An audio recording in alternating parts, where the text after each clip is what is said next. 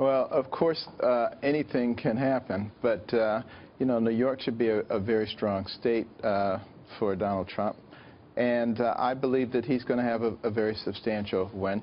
You know, you've got this back and forth dynamic going on, and there's nothing wrong with that. And that should happen because different parts of the country reflect different sentiments.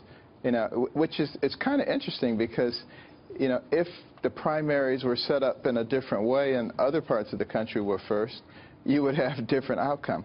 So it's interesting, and it's something that probably needs to be looked at in the future. You know, the famous New York values comment from Ted Cruz, which of course we brought up in the debate when we did the debate on Fox Business Network, and he explained himself. He continues to drill down on that, basically explaining himself further that, yeah, there is a liberalism, and that's what he was talking about when he said New York values. Do you think that's going to fly in New York, or do you think New Yorkers are upset with Ted Cruz? Well, you know, I've been in New York many times. I'll be in New York again shortly. And there are a lot of good, solid people in New York who have traditional American values. And there are a lot of people in New York who are a little bit out there, just like there are in other parts of the country. So I'm not exactly sure what a New York value is, to be honest with you. Hey, Dr. Carson, it's Dagan McDowell. Pick one area of his campaign you think needs to be strengthened.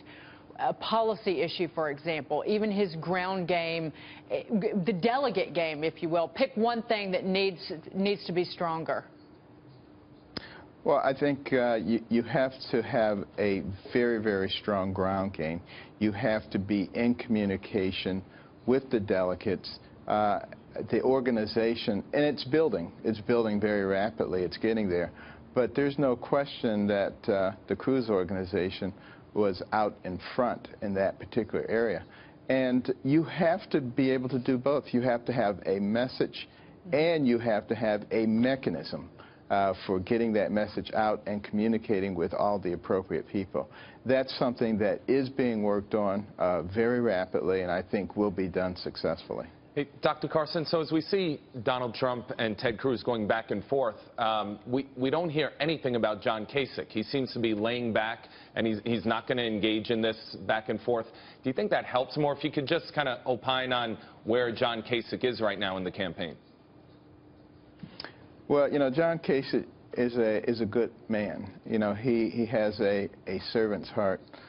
He is a politician. There's no question about that. And I think, you know, he's sort of like the third man out. If there were four people, there'd be a fourth man out. I just think that it's not all that relevant in this particular race right now.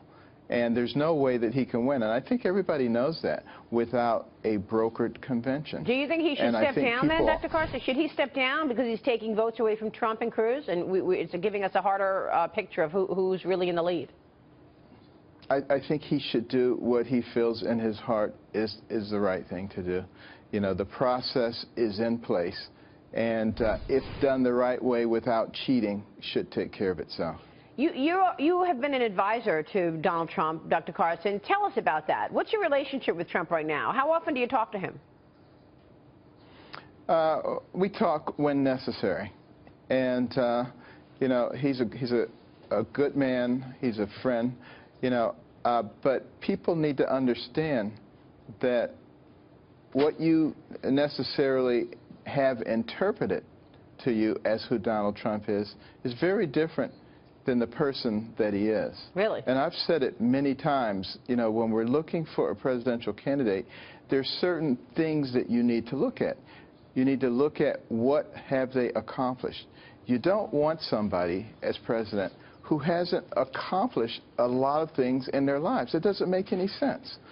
You need to look at what people around them say about them consistently. Dr. Carson, on that note, their families. And that's certainly, he's got a good story. And on that note, Dr. Carson, I mean, let's say post-New York, where some big states are coming up for Donald Trump, and given the fact that you guys have a pretty close relationship, I mean, does his messaging need to change? I mean, I like your demeanor, I like your calmness. Is any of that rubbing off on Mr. Trump with regards to his message going forward after New York?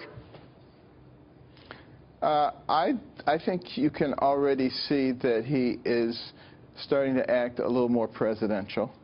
I think a number of people, including his family, have been telling him that. I think it's starting to have an effect. But, you know, you have to confess, no matter what you think, that, you know, his brashness, his loudness has worked for him. It's resonating. And, yeah. You know, my quietness has not.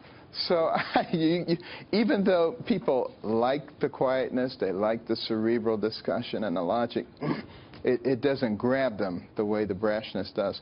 Nevertheless, I do think some toning down would be appropriate. Well,